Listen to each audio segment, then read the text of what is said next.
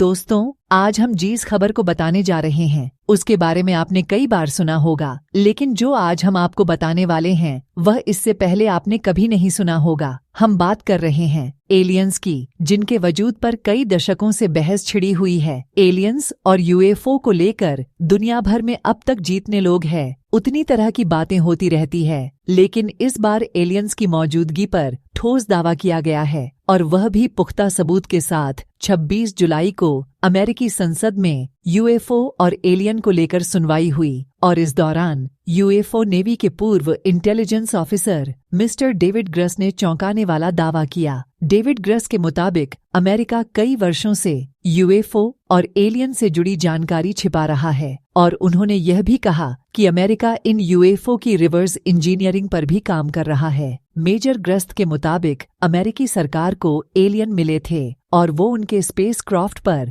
Secret research कर रही है। मेजर ग्रेस ने यह भी दावा किया कि उन्हें काम के दौरान कई वर्षों से क्रैश हुए यूएफओ पर चल रही रिसर्च और रिवर्स इंजीनियरिंग प्रोग्राम के बारे में पता चला था। हालांकि उन्हें इस प्रोग्राम को देखने की मंजूरी नहीं दी गई थी, सिर्फ उनको ही ये देखने की जानकारी दी गई थी। एलियंस पर यह बेहद चौंकाने वाले दावे हैं, लेकिन अमेरिकी रक्षा विभाग पेंटागन ने इन दावों को खारिज कर दिया। पेंटागन का दावा है कि अमेरिका ने एलियन से जुड़ा कोई भी प्रोग्राम न कभी चलाया है और न ही अब भी ऐसा कुछ हो रहा है। अमेरिकी संसद में एलियंस पर यह अब तक की सबसे हाई प्रोफाइल सुनवाई थी, और संसद में मेजर ग्रस्ट ने और भी कई दावे किए। मेजर ग्रस्त के मुताबिक अमेरिका को कई वर्ष पहले दूसरे ग्रह का एक स्पेसक्राफ्ट मिला और उसमें एक बॉडी भी थी, और ये इंसान की नहीं थी। ग्रस्त के मुताबिक अमेरिका की इस प्रोग्राम में सीधे तौर पर शामिल अधिकारियों के जरिए उन्हें सूचना मिली थी, और अमेरिकी सरकार कई दशकों से यह खुफिया प्रोग्राम चला रही है। इंसान हमेशा से ही स्पेस और पृथ्वी के अलावा किसी दूसरे ग्रह पर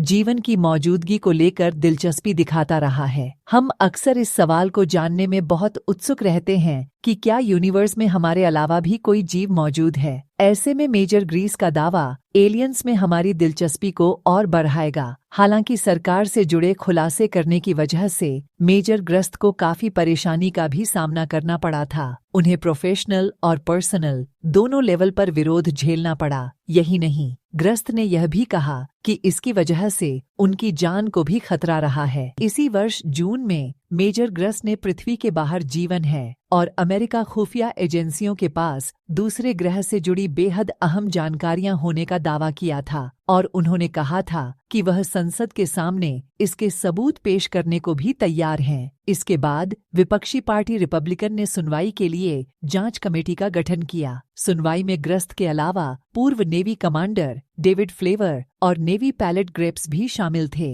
इन दोनों ने ही एलियंस स्पेसक्राफ्ट देखने का दावा किया। ये दोनों यूएस नेवी के वही पायलट हैं जिन्होंने वर्ष 2004 और वर्ष 2015 में प्रशांत महासागर के ऊपर उड़ते यूएफओ के वीडियो कैमरे में कैद किया था। वर्ष 2021 में जब यह वीडियो लीक हो गए थे, तब पूरी दुनिया का ध्यान एलियंस और यूएफओ की तरफ बढ़ गया था, और दुनिया में दोबारा इस बात पर बहस छिड़ी कि एलियंस होते हैं। अमेरिका रक्षा विभाग पेंटागन भी यूएफओ पर दावा कर चुका है। 144 यूएफओ पर स्टडी के बाद पेंटागन ने 9 पन्नों की रिपोर्ट तैयार की, और इस रिपोर्ट में यह कहा गया कि वीडियो फुटेज और तस्वीरें बहुत साफ नहीं थीं, इसलिए कुछ कह पाना मुश्किल है। साथ ही रिपोर्ट में एलियन की संभावना को भी खारिज नहीं किया गया था। रिपोर्ट में कहा गया कि यूएफओ दिखने की वजह से सेंसर या फिर देखने वाले की गलती भी हो सकती है, और दावा यह भी किया गया कि 144 में से सिर्फ एक ऑब्जेक्ट की पहचान को लेकर टास्क फोर्स श्योर था। उड़ते ऑब्जेक्ट अमेरिका के राष्ट्रीय सुरक्षा के लिए खतरा बताए गए, क्योंकि हो सकता है कि यह उड़ते ऑब्जेक्ट किसी देश के खुफिया ड्रोन भी हो सकते हैं। इन दावों के बाद एलियंस पर बहस छिड़ गई। एलियंस है या नहीं, इस पर दावे तो कई किए गए हैं, लेकिन सच क्या है ये दुनिया भी जानना चाहती है। सवाल है कि क्या इस पृथ्वी के बाहर किसी और ग्रह पर जीवन है? क्या दूसरे ग्रह पर भी जीव रहते हैं? आखिर एलियंस का सच क्या है? आपको बता दें कि यूएफओ की जांच कर रहे हैं नासा के एक पैनल ने लगभग 800 रहस्यमय घटनाएं दर्ज की है। वैज्ञानिकों के लिए एलियंस अभी भी रहस्य बने हुए हैं। इसी वजह से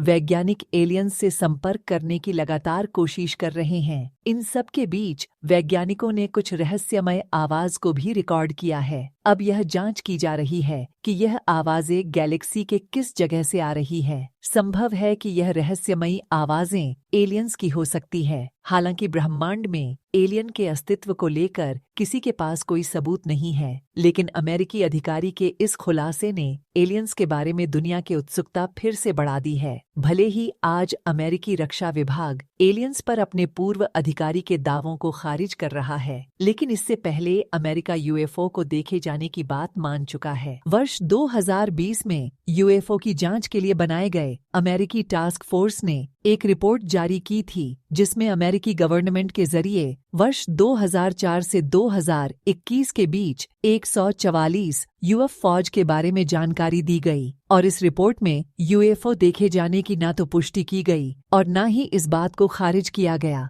यह जरूर कहा गया कि इस तरह के ऑब्जेक्ट पृथ्वी पर एलियंस के आने का संकेत हो सकता है। वर्ष 1947 से 1969 तक अमेरिकी एयरफोर्स ने एक जांच ऑपरेशन को चलाया। इसमें कुल 12,618 रिपोर्ट की जांच में पाया गया कि ये सामान्य घटनाएं थीं, जबकि 700 रिपोर्ट के बारे में ज्यादा जानकारी नहीं निकल पाई। वर्ष 2007 से 2012 के बीच advance and aerospace threat programme launch हुआ। बाद में यह प्रोग्राम बंद कर दिया गया। इन सभी प्रोजेक्ट की रिपोर्ट सीक्रेट रखी गई और वर्ष 2020 में एक प्रोग्राम शुरू किया गया, जिसे unidentified aerial phenomena task force नाम दिया गया था। हालांकि उड़न तश्तरी से जुड़ी पहली खबर 24 जून 1947 को आई थी, जब मशहूर बिजनेसमैन और पैलेट कैनेट उड़ान भर रहे थे। कनेक्ट ने नॉट चमकीले ऑब्जेक्ट को एक साथ वे पैटर्न से आसमान में उड़ा रहे थे। तो दोस्तों, इन सभी साबूतों को दम पर कह सकते हैं कि एलियन का मौजूद है। तो दोस्तों,